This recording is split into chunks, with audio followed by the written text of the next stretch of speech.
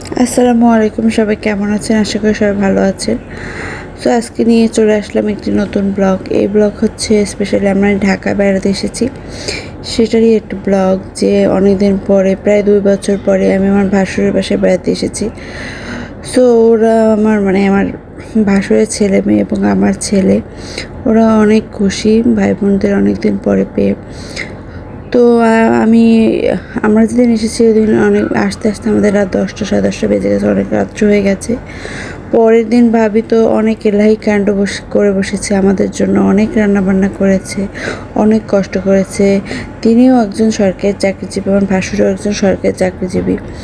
তো সরকারি চাকরি করে তারপরে অফিস টফিস করে বাসায় এসে আমাদের জন্য অনেক কিছু রান্না করেছে, সব নিজের হাতে একা রান্না করেছে, আমাকে একদমই হেল্প করতে দেয়নি। আমি চেষ্টা করেছি হেল্প করার জন্য, কিন্তু আমাকে একদমই পাকের ঘর যেতে দেয়নি। তো সবটাই সে একাই হ্যান্ডেল করেছে।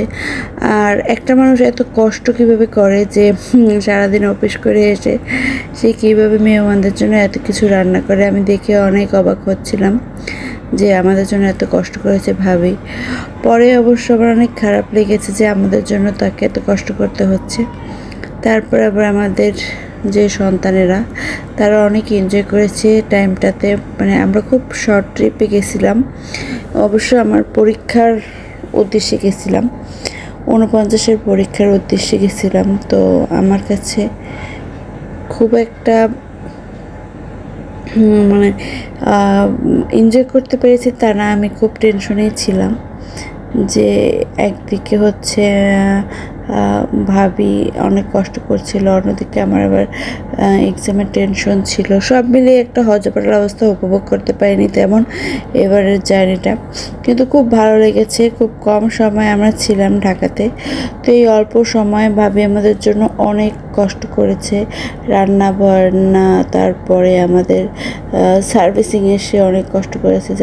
আর এই দিনটা ছিল, আমরা যেদিন গিয়েছিলাম তারপরের দিন সে অনেক কিছু রান্না করেছে, রুই মাছ, ইলিশ মাছ, তারপর চিংড়ি মাছ, তারপরে মুরগির রোস্ট, তারপরে ভাজি ছিল, তারপরে পোলাও ছিল, আরও কী যেন ছিল আমি ভুলে গেছি।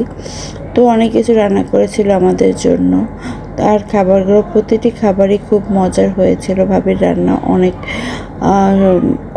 ভালো। তো আমি কিন্তু অ্যাকচুয়ালি আমি এত কিছু রান্না করতে পারি না, ভাবির মতো তো সুন্দর করেও রান্না করতে পারি না। আমি গুছগাছ করতে পারি, কিন্তু আমার রান্না করতে অনেক হিমশিম খেতে হয়। এখন আমি ঠিকভাবে রান্না করতে শিখিনি, কিন্তু যেটুকু পারি বা শিখেছি তা দিয়ে মোটামুটি চলে আর কি। কিন্তু ভাবির রান্নাবান্না অনেক দারুণ ছিল। আর ভাবি দেখছিলাম একা একা সব রান্না করতেছিল, তখন আমি বাসায় দাঁড়িয়ে গল্প করছিলাম, আর ভাবির রান্নার ক্লিপসগুলো আমি নিচ্ছিলাম। তো দেখলাম ভাবির কোনোই ক্লান্তি কাজ করে না, ভাবি একের পর এক রান্না করেই যাচ্ছে, আমাকে কিচ্ছুতে হাত দিতে দিচ্ছিল না, বলছে না তুমি থাকো, তুমি বেড়াতে আসছো, তুমি কেন করবে এগুলো। তারপর আমাকে কোনো হেল্পই করতে দিল না, নিজেই দেখলাম সবই একা একা করছিল। আর বিশেষ করে আমি এক্সাম দিয়ে এসেছিলাম, আমি অনেকটা টায়ার্ড ছিলাম, আমিও আবার বেশি জোর করিনি ভাবে পড়াতে, আমি শুধু ভিডিও নিচ্ছিলাম আর ভাবির সাথে গল্প করছিলাম। আর ওই দিনের রান্না কি বলবো, প্রতিটি রান্নায় অনেক সুস্বাদু আর টেস্টি হয়েছিল। ভাবিকে আমি অনেক বলেছি যে ভাবি আমার কাছে থেকে আমার রান্না শিখতে হবে, কারণ আমি এত রান্না কখনোই করিনি বা করাও হয়নি আমার জন্য। আর আমি রান্নাবান্না এমনিতেও কম পারি। আর আসলে হচ্ছে রান্নাবান্না একটা মন থেকে ভালো লাগা কাজ না করলে যে কোনো কাজ করা যায় না। আমার রান্নাবান্না করতে এমনিতেও ভালো লাগে না, কিন্তু করি আমি মাঝে মাঝে শখের বসে, এটা ওটা চেষ্টা করি বানানোর। আর ভাবিকে দেখছি রান্না করতে, সে খুবই পছন্দ করে, মানুষ গেলে সে অনেক কিছু রান্না করতে পছন্দ করে, মানুষের জন্য অনেক রান্না করে খাওয়াতে পছন্দ করে, সবসময় সবটাই নিজের হাতে একা একা রান্না করতে পছন্দ করে। তো ভাবির রান্নাগুলো দেখছিলাম, আস্তে আস্তে সব কমপ্লিট হয়ে যাচ্ছিল। ততক্ষণ আমি তার সাথেই ছিলাম, দেখতেছিলাম এবং একটু ভিডিও ক্লিপস নিচ্ছিলাম আমার ব্লগিংয়ের জন্য। তো এই রান্নাবান্না শেষে খাওয়া দাওয়ার পরে আমি ব্যালকনিতে চলে গেলাম একটু ফ্রেশ হাওয়া বাতাস খাওয়ার জন্য।